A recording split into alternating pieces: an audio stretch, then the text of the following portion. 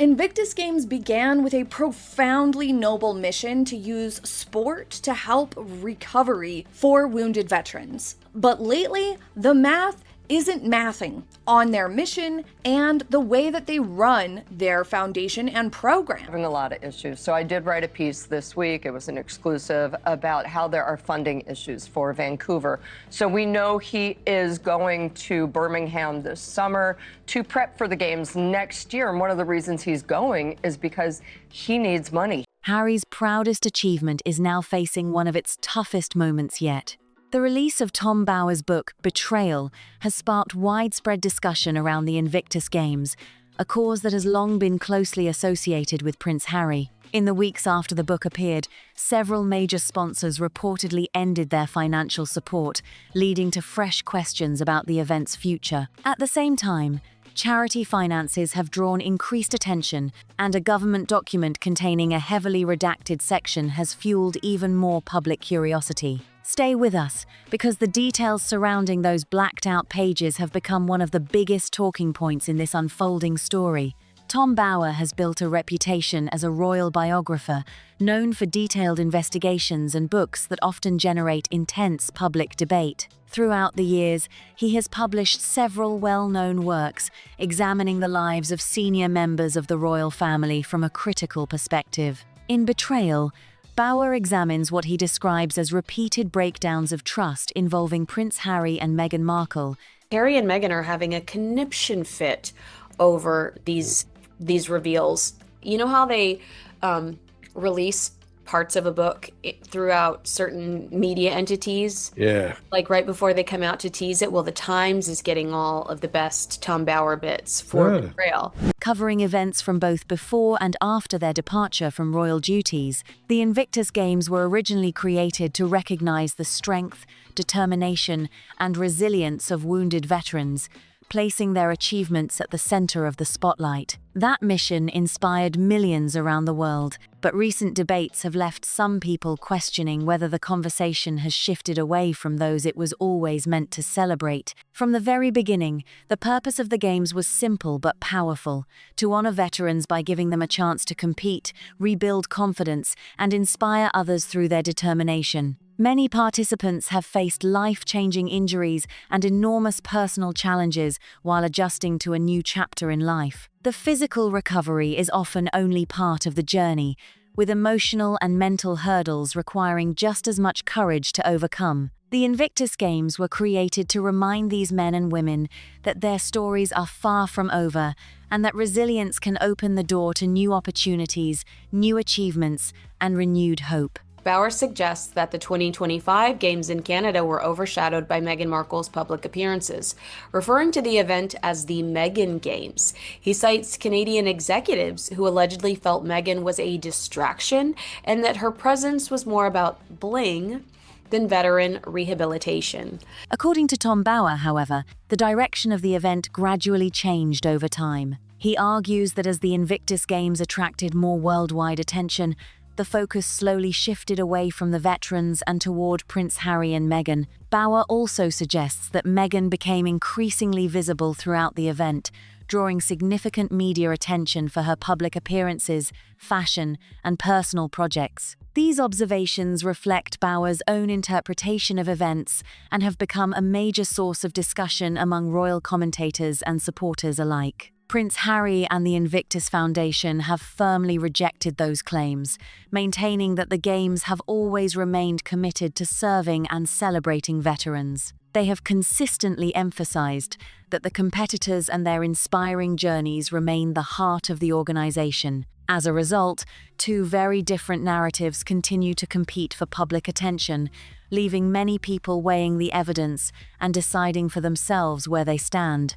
But this is where the story takes another unexpected turn. Many commentators have wondered why these claims continue to generate so much attention whenever they reappear in public conversation. Part of the reason is Tom Bauer's direct involvement. Recent information about the Invictus Games Foundation and its Endeavor Fund have come to light and are painting a really bad picture of the situation. Rather than relying solely on outside accounts, Bauer attended the Vancouver Invictus Games himself, giving him the opportunity to observe the event firsthand. In Betrayal, he shares his own observations and conclusions from that experience, adding another layer to a debate that continues to attract widespread interest and raise new questions. Tom Bauer's book makes several strong claims about how resources connected to the Invictus Games were used. According to his account, funds intended to support the event also covered premium travel arrangements, luxury hotel accommodations, and dedicated transportation for Prince Harry and Meghan. Bauer further alleges that organizers encouraged staff to address Meghan as ma'am and Harry as sir, arguing that these practices created a more formal atmosphere than some observers would expect at a charitable event. Bauer even referred to the Vancouver Games as the Meghan Games, suggesting that media attention surrounding Meghan had grown so large that it overshadowed the original purpose of recognizing wounded veterans. But people are a little upset about where the money is going because right now there's been a 63% drop in actual grants to wounded warriors, despite the fact that they have more money in their bank than ever from carryover. And in Vancouver, they brought in, it was around 62 million. Not bad. 50% of that was from the government of Canada and BC, meaning that was taxpayers. He maintains that these conclusions were based on conversations with people connected to the event, presenting a version of events that has generated significant public discussion. However, these remain Bauer's reported claims, and they have been strongly disputed by those involved with the Invictus Games. Those allegations encouraged many commentators to take a closer look at how the organization operates and how its finances are presented. While no consensus has emerged, the discussion has centered on whether charitable resources were always aligned with the event's stated mission. The debate has continued because the Invictus Games hold a unique place in the public eye, making any questions about spending or governance especially noticeable. One person who reportedly examined the available financial records in detail was researcher Rachel Maxwell. Working independently, she reviewed publicly accessible documents in an effort to better understand the financial structure surrounding the 2025 Invictus Games in Canada. During her research, attention turned to a contract involving government support for the event, a document that unexpectedly became widely discussed after it circulated online. What attracted the most attention was that one section of the document had been heavily redacted. Rather than revealing every detail, that portion was covered with blacked-out text, preventing readers from seeing its contents. Because financial agreements connected to publicly funded projects often receive close scrutiny, the missing section quickly became a topic of public conversation. He's made several highly critical claims regarding the Invictus Games, which we're checking out today, describing them as having become a vehicle for Prince Harry and Meghan Markle's personal brand, rather than focusing on veterans, which I can say as a royal reporter, Scott, is something that I hear every Invictus Games, that there are some competitors that feel like Harry and Meghan suck all of the oxygen out of the room and it's not about them. Many people began asking why that specific information was unavailable while the remainder of the document could still be reviewed.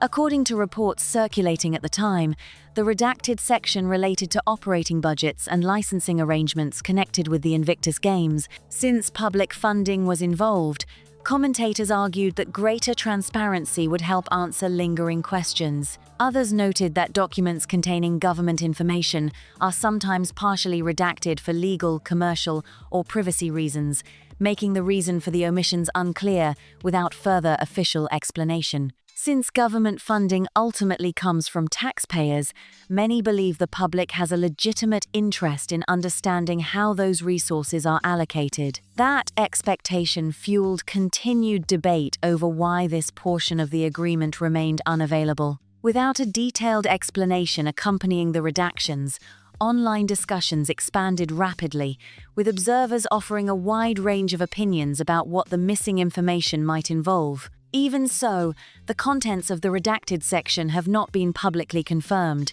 Public attention intensified once again when, according to reports, the Invictus Canada website temporarily became unavailable just a few hours after the document drew widespread interest. from Meg Yacht Grifter, who is now calling on a boycott of the Invictus Games, saying there is something not sitting right with this charity.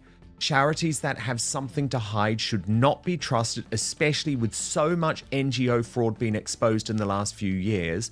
And they are calling on Boeing and American Airlines to think twice before donating. When the website later returned, users reported that the document was no longer accessible in the same location. Instead, access appeared to require a secure Dropbox login. That unexpected change led to even more online discussion, with some questioning why the process for viewing the files had changed so suddenly, while others cautioned that technical or administrative updates can occur for many different reasons. Regardless of the explanation, the sequence of events kept the story firmly in the spotlight and ensured that questions surrounding the document continued to generate public interest. The questions only grew louder. Why would a document that many believed should be publicly accessible suddenly require a secure login? Why was the method of accessing those files changed after they had already attracted widespread attention?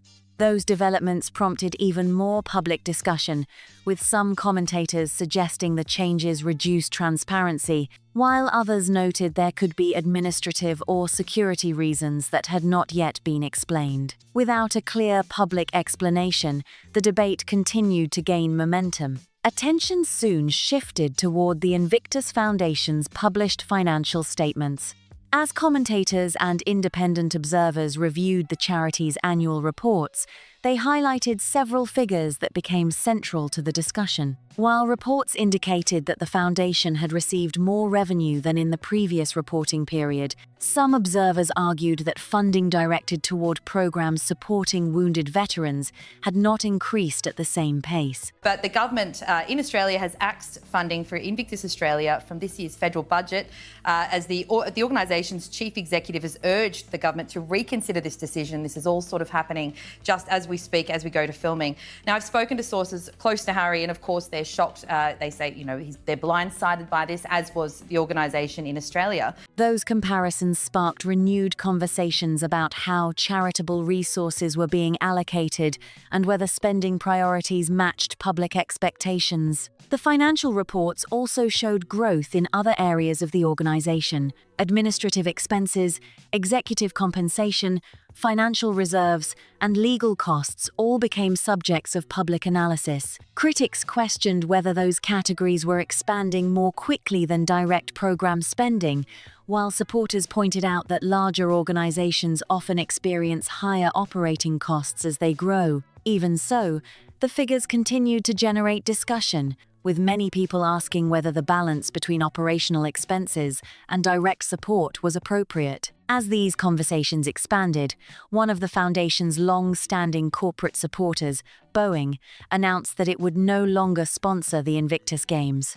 The decision immediately drew attention because Boeing had been associated with the event for years. Although the company did not publicly connect its decision to the ongoing debate surrounding the Games, the timing encouraged widespread speculation across news reports and online discussions. No official evidence has confirmed a direct link between the sponsorship decision and the issues raised in Tom Bauer's book. The loss of such a prominent sponsor represented a significant challenge for the organization. Corporate partnerships play an important role in supporting large international sporting events, and Boeing's departure naturally led to questions about whether other sponsors might reconsider their own involvement. For many observers, it marked another difficult moment during a period already filled with heightened public attention. Paula reports the next Invictus Games are scheduled for Birmingham in 2027. The UK government has committed up to £26 million in public funds, despite the city effectively declaring bankruptcy in 2023. It only exited that status in February of this year.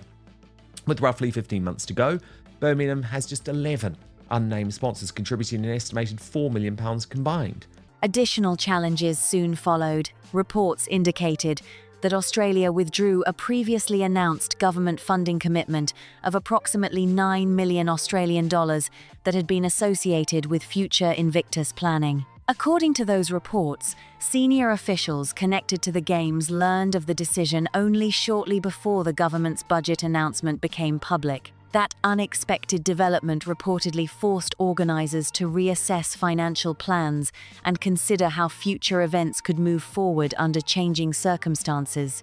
The difficulties did not end there. Around the same period, one member of the foundation's board stepped down from their position. Although board changes can occur for many different reasons, the resignation attracted additional attention because it happened while the organization was already facing increased public scrutiny. When viewed alongside the sponsorship changes and funding uncertainty, the leadership transition became another closely watched development. Taken individually, each of these events might have been viewed as a separate challenge. Together, however, they created the impression of an organization navigating one of the most demanding periods in its history. Sponsors were changing course, government funding discussions were evolving, leadership adjustments were taking place, and financial questions continued to dominate public conversation. As a result, many observers began wondering how these developments might affect future editions of the Invictus Games. Attention also turned toward Birmingham, the planned host city for the 2027 Invictus Games. Reports suggested organizers were facing a difficult environment when seeking additional corporate sponsorship, leading to further discussion about long-term funding. And when you're dealing with taxpayer monies, people are kind of like, hey, why are we not buying prosthetics? Right. And more importantly, you're right, are the wounded warriors getting this money that they deserve? While planning for major international sporting events often involves complex financial negotiations, the reports added another layer of uncertainty to an already active public debate. Then another figure began circulating widely. Reports indicated that the 2025 Vancouver Invictus Games carried an estimated total cost of approximately $63.2 million Canadian dollars for 543 competitors. That works out to an average of roughly 118,000 Canadian dollars per participant. Commentators quickly began comparing those numbers with the budgets of other major sporting events, raising questions about costs, planning, and long-term financial sustainability. Others noted that staging a large international event involves significant expenses beyond the athletes themselves, including venues,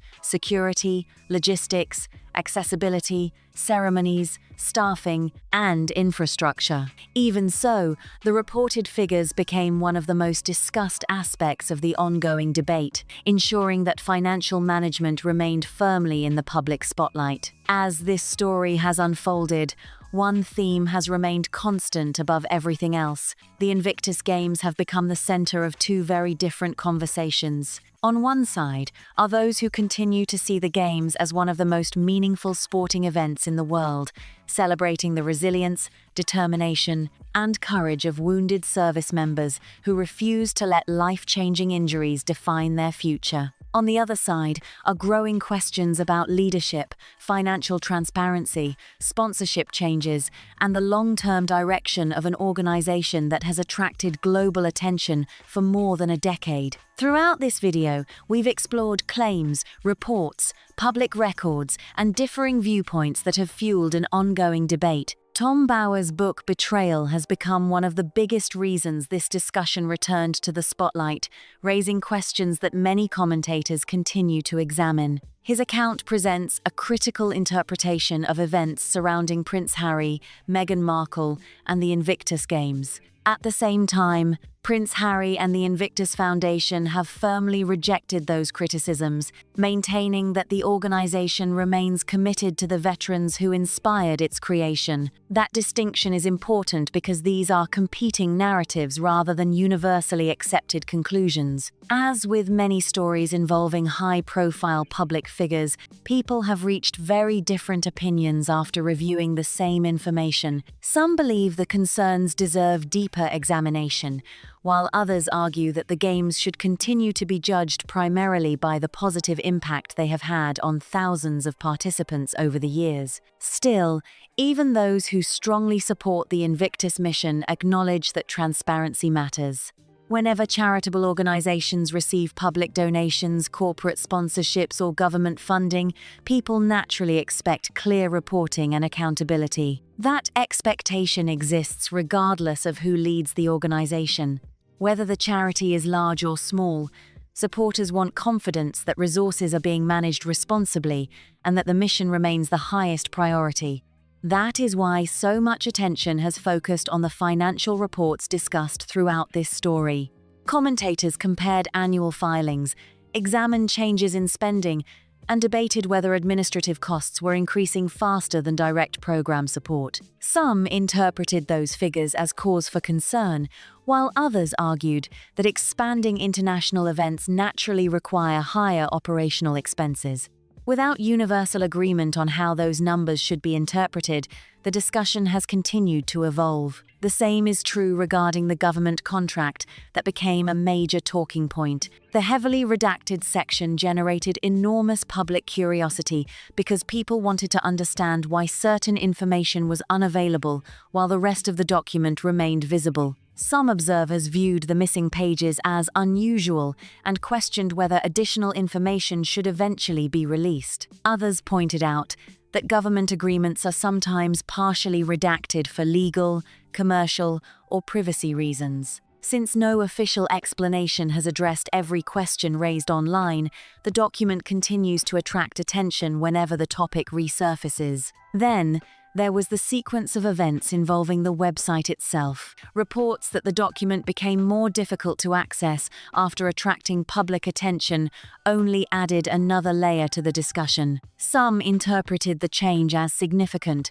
while others suggested it could have resulted from routine administrative decisions. Regardless of the explanation, the timing encouraged even more people to begin examining the wider story for themselves. Corporate sponsorship changes added another chapter to the debate. Boeing's decision to end its sponsorship became one of the most discussed developments because of the company's long association with the Invictus Games. Although no official statement connected that decision to the public controversy surrounding the organization, the timing naturally encouraged speculation across traditional media and social platforms. Even without confirmed links, many commentators considered the departure noteworthy because major sponsors often evaluate both financial priorities and public perception when making long-term partnership decisions. Government funding discussions also became increasingly important. Reports regarding Australia's withdrawal of a previously announced funding commitment raised additional questions about future planning and budgeting.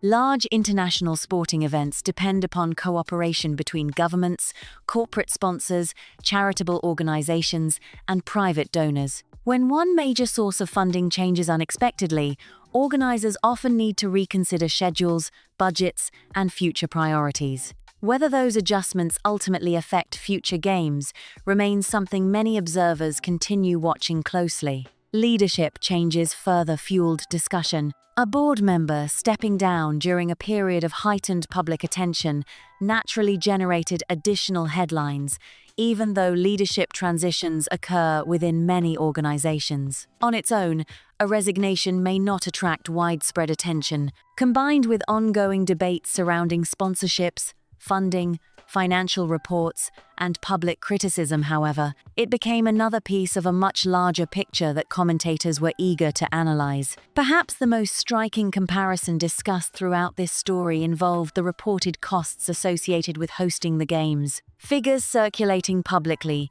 led many people to compare the estimated cost per participant with similar sporting events, including the US Warrior Games. Those comparisons sparked conversations about efficiency, budgeting, infrastructure, accessibility requirements, venue expenses, staffing, logistics, ceremonies, transportation, and athlete support. Some believed the comparisons demonstrated a need for closer examination, while others argued that no two international sporting events can be fairly compared because each operates under different circumstances, locations, and logistical requirements. Those conversations inevitably led many people back to the same question: how should success actually be measured? Is success determined by the size of the event? Is it measured by television coverage?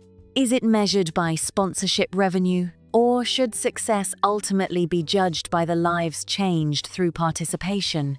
Those questions have no simple answers, which is one reason the discussion continues today. For many supporters, the greatest achievement of the Invictus Games has always been giving wounded veterans another opportunity to compete, rebuild confidence, and inspire others facing similar challenges. Countless participants have spoken publicly about friendships formed through the Games, renewed motivation during rehabilitation, and the sense of purpose that competition helped restore.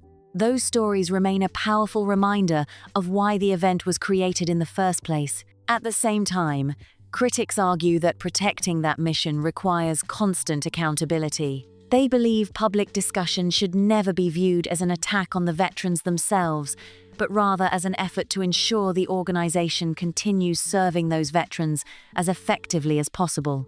From that perspective, asking difficult questions becomes part of maintaining public trust rather than undermining it. That balance may ultimately define the future of this entire conversation. Supporters want the Games to succeed. Critics say they also want the Games to succeed. The disagreement lies in how that success should be protected.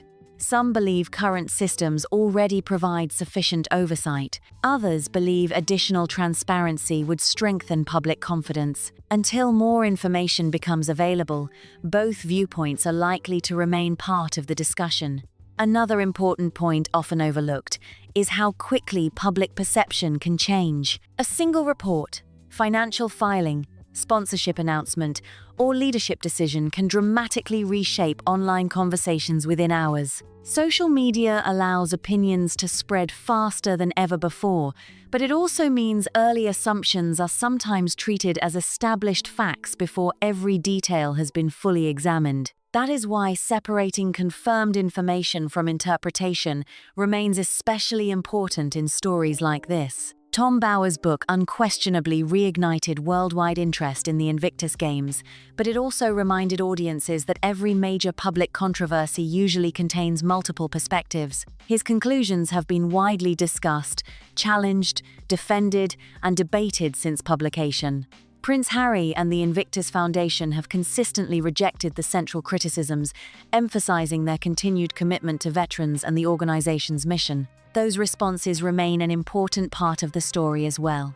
Whether future investigations, official statements, additional financial reports, or new public records eventually answer some of today's questions remains to be seen. For now, many of the issues discussed throughout this video remain subjects of active public conversation rather than settled conclusions. One thing, however, appears difficult to dispute. The spotlight surrounding the Invictus Games has rarely been brighter. Every new report is carefully examined. Every financial filing receives renewed attention. Every sponsorship announcement becomes headline news. Every leadership change sparks fresh discussion. And every public appearance connected to the organization is viewed through the lens of the wider debate. That level of scrutiny is unlikely to disappear anytime soon. Ultimately, perhaps the most important people in this entire story are the competitors themselves. Whatever position someone takes regarding the surrounding controversy,